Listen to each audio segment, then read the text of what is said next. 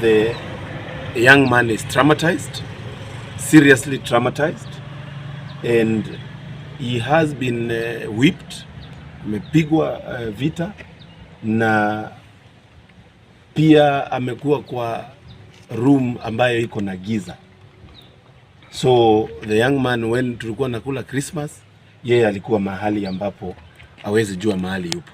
I want to say that hata kama tumepata Billy, and this one I'm saying as a lawmaker, let Billy be the last person to go through the ordeal that he has gone through.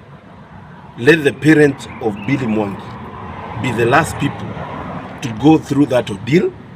Na mimi, I want to take this opportunity to say we are even going to look at how we can change our laws to ensure if such a thing happens, the government first stops, because one of us is all of us. Na nirudie mahali nilisema ya kwamba the law is very clear on how mtu yoyote amekosea anafaa kufanyiwa.